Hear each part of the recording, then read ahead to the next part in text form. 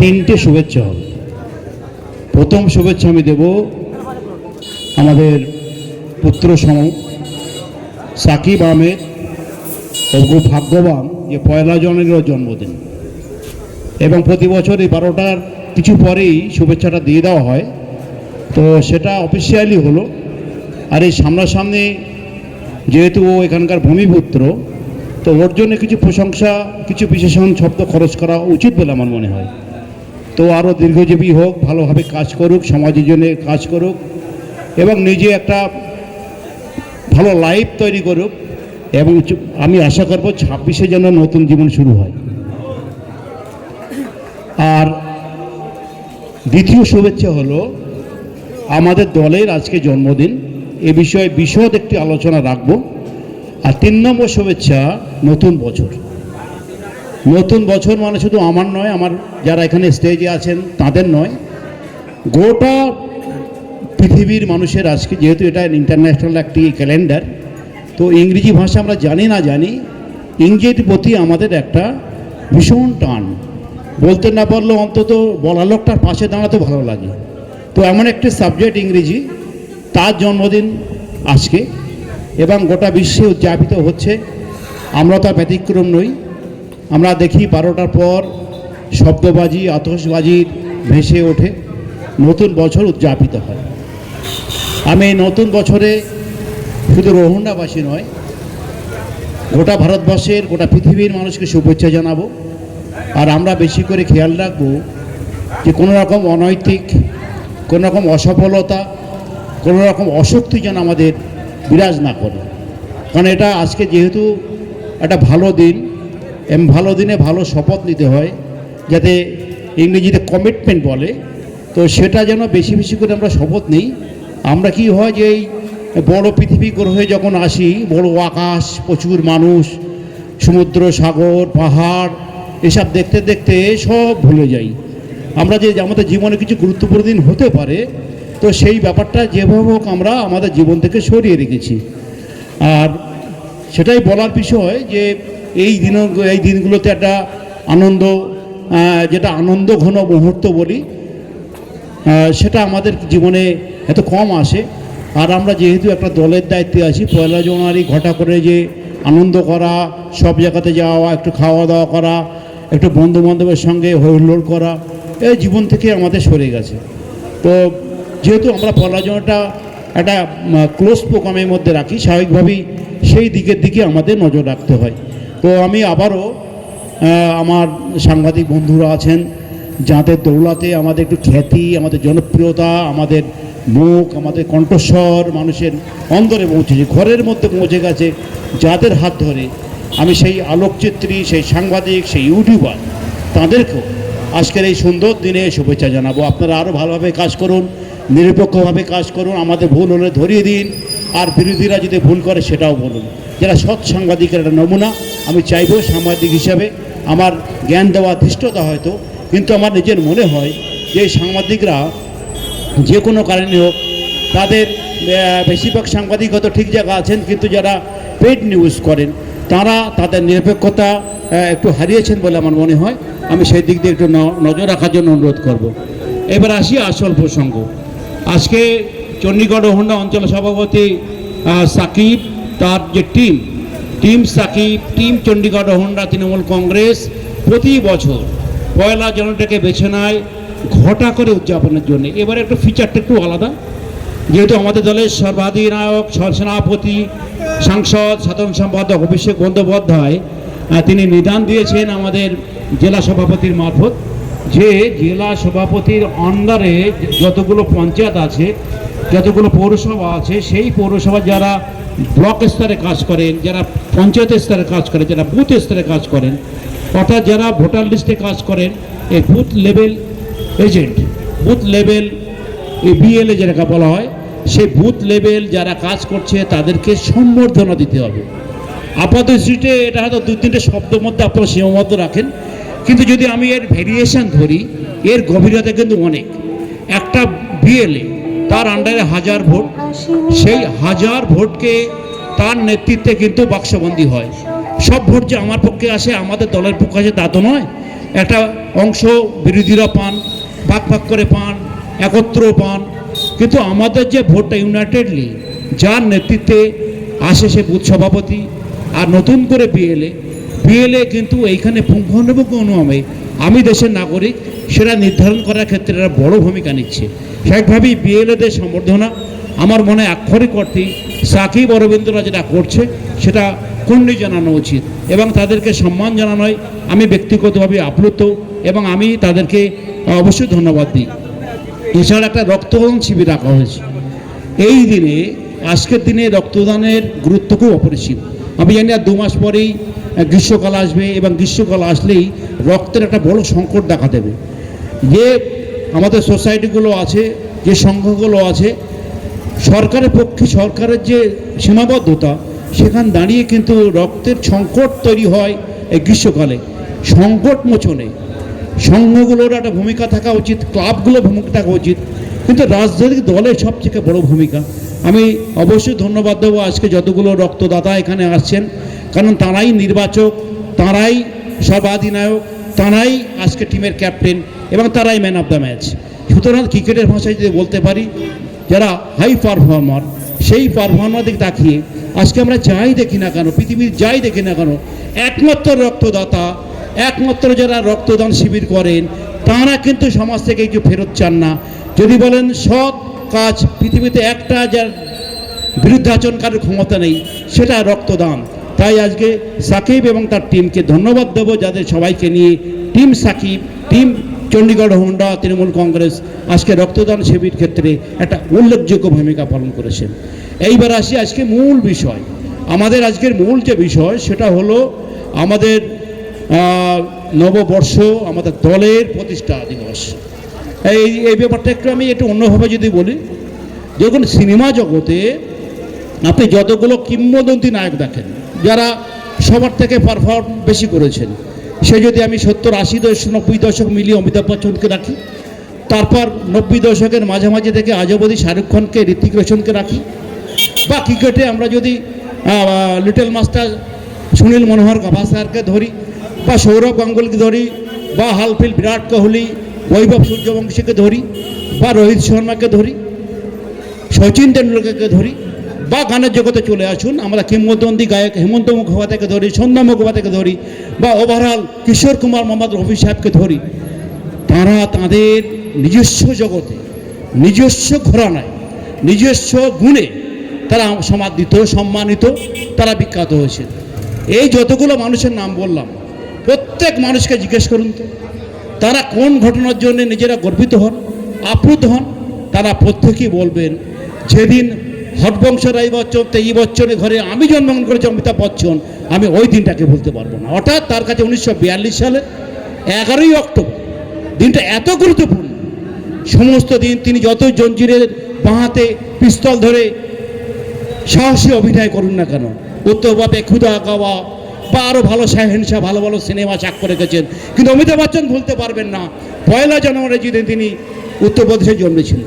একইভাবে সৌরভ গাঙ্গুলি, তার কথা যদি বলি, লর্ডসে যেদিন ঐতিহাসিক জয় হলো, সেই ঐতিহাসিক জয়ে একদিকে মোহাম্মদ কাইফ, অন্যদিকে জাহির খানরা যখন ইংল্যান্ডে 325 রানকে গড়িয়ে দিয়ে ভারতবর্ষের পতাকাকে তুলেছিল, অত্যন্ত উত্তেজিত হয়ে নিজের জামাটাকে উড়িয়ে দিয়েছিলেন সৌরভ গাঙ্গুলি ওই লর্ডসের ব্যালকনিতে।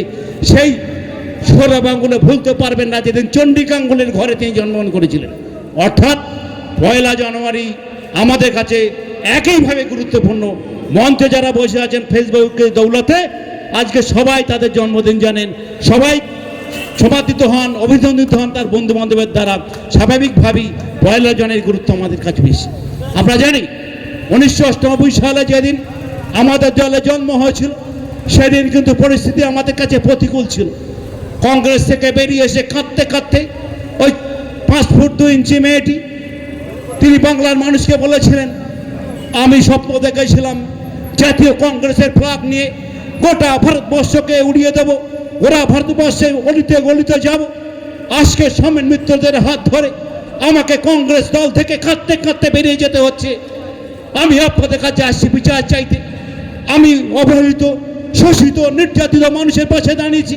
আমি মমতা বন্দ্যোপাধ্যায় লাল ললমের লাঠি খেয়ে কুড়িয়ে পড়েছিলাম। আমি কেউ আমার আমার সুবর্ণধাই কেউ ভাবতে পারেনি আমি পৃথিবীর নতুন করে আলো দেখব। আমি বেঁচে গেছি আপনাদের আশীর্বাদের দোয়ায়। আমি সেই মমতা বন্দ্যোপাধ্যায় বাংলার অগণিত শোষিত মানুষদের আগামী দিন পথ দেখার জন্য সারা ভারত তৃণমূল কংগ্রেস গাছের উপর জোড়া ফুল তৈরি করছি।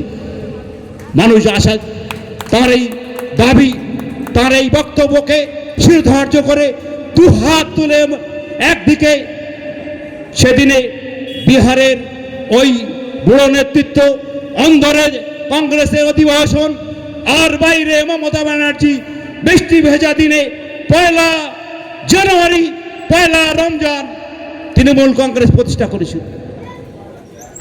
আজকের দিনে যেটা বলার, এই দল তৈরি করার মাত্র 6 মাসের মধ্যে আশাতীত সাফল্য আমরা পেলাম। আমরা পঞ্চায়েত দখল করলাম, পৌরসভা দখল করলাম, পঞ্চায়েত সমিতি দখল করলাম, গোটা রাজ্যে জেলা পরিষদ দখল করলাম, অনেকগুলোই। থেমে গেলাম 2003। সিপিএম এর সীমাহীন অত্যাচার, সিপিএম এর লাগামহীন সন্ত্রাসের কাছে আমাদের মাথা নত করতে হলো। আমরা 2003 সালে কিন্তু হারিয়ে যাইনি। আপনাদের মনে পড়তে পারে মমতা বন্দ্যোপাধ্যায় একা সাংসদ হয়ে যখন সংসদ ভবনে প্রবেশ করতেন, সিপিএম সহ বিরোধী দলের নেতারা মমতা ব্যানার্জিকে গালাগালিজ করতেন। মমতা বন্দ্যোপাধ্যায় উৎসাহ প্রকাশ করে বলতেন, হাই মানুষের জন্য কথা বললাম, সংবিধানকে রক্ষা করার কথা বললাম, ভারতের সাম্যবাদকে প্রতিষ্ঠিত করলাম, ধর্মনিরপেক্ষতাকে মর্যাদা দিলাম। আর আজকে আমাকে দেখে এরা হাসি ঠাট্টা করছে। আল মাথার উপরে আল্লাহ আছে, আমি অবশ্যই ফিরে পাবো।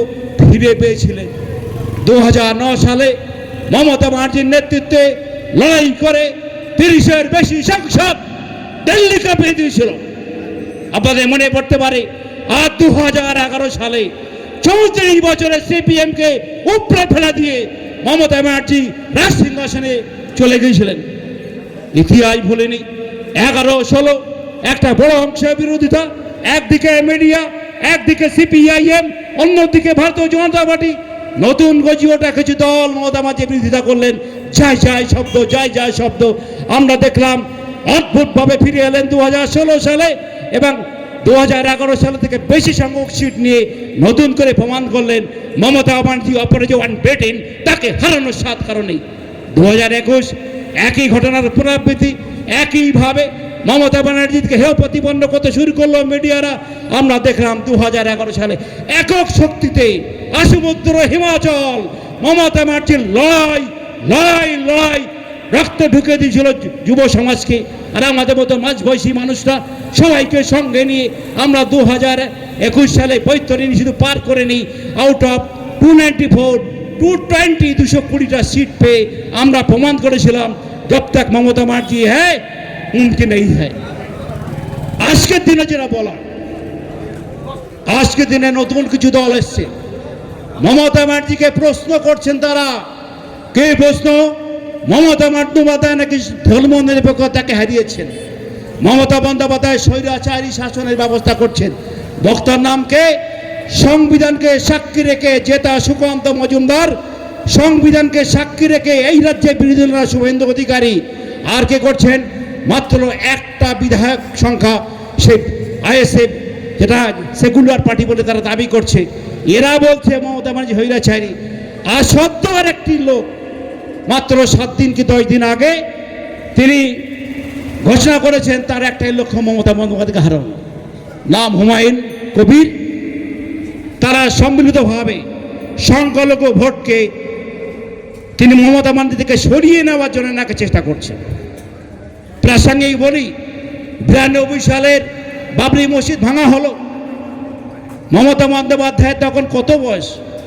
এখন যদি তার 70 ধরি, 70 থেকে আপনি 33 বিয়োগ করুন, 35 থেকে 37।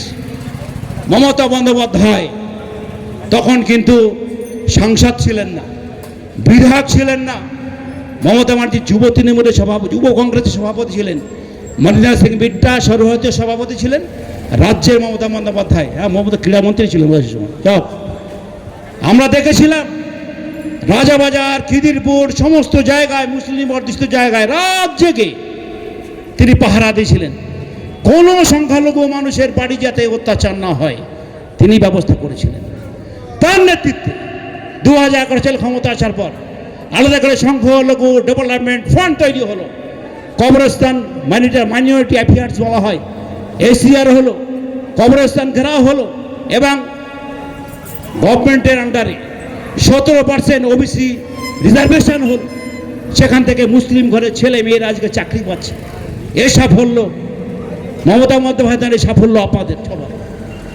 তাই বলি একটি দল, এইখানকার যিনি বিধায়ক মন্ত্রী রতিন ঘোষ মহাশয়, তাকে আমরা রাজনৈতিক চাণক্য বলি, কারণ তার দূরদর্শিতা, মানুষের সঙ্গে মেশার প্রবণতা, ওভারঅল তার গ্রহণযোগ্যতা এতটাই ভালো। সেই মানুষটি কাকতালীয়ভাবে আপনার এমএলএ। আমি দেখলাম গত 21 সালের নির্বাচন, এইখানে একটা অংশ তার বিরোধিতা করে তাকে ভোট দিল না। ভোট দিল কাকে? মাইতি বলে একজনকে। সংসদীয় গণতন্ত্রে ভোটাধিকার প্রয়োগের ক্ষেত্রে আপনাকে কেউ নিষেধ করবে না আপনি কাকে ভোট দেবেন। কিন্তু একবার প্রশ্ন করুন তো, ঝাউতলা থেকে চণ্ডীগড় হয়ে রোহন্ডা হয়ে আপনার খামারপাড়া সুদীর্ঘ 10-12 কিলোমিটার রাস্তা, বা একদিনে 11.5 কিলোমিটার রাস্তা উদ্বোধন হল। গলিতে গলিতে যত রাস্তাতে, তার জন্য যে ম্যাথমেটিক্যাল আমি রিপোর্ট আপনাদের দিই, এটা অন্তত 40 কিলোমিটার রাস্তা হয়ে যাবে টোটাল যা রাস্তা রয়েছে। একটা রাস্তাকেও দেখাতে পারবেন যে রাস্তা হয়নি? একাত্তর সমস্যা থাকতে পারে, সেটা নিঃসন্দেহে খুব স্বল্প টাইমের মধ্যে হয়ে যাবে। কিছুদিন আগে দন্যগড়ে বাতি স্তম্ভ উদ্বোধন হলো, আমরা সেখানে আসতে পারিনি, প্রধান আমন্ত্রণ জানিয়েছিল, কিন্তু অভিষেক বন্দ্যোপাধ্যায় ভিসি থাকার কারণে আমরা আসতে পারিনি। সাহেবভাবে উন্নয়নের প্রশ্নে আপনারা একটু চ্যালেঞ্জ জানাবেন আমাদের। এইখান দাঁড়িয়ে প্রয়াত হাজি মতিয়ার রহমান সাবুইকে আপনারা প্রহার করেছিলেন, চেয়ার ছুঁড়েছিলেন, আমরা পাল্টা কেস করেছিলাম? আমরা করি।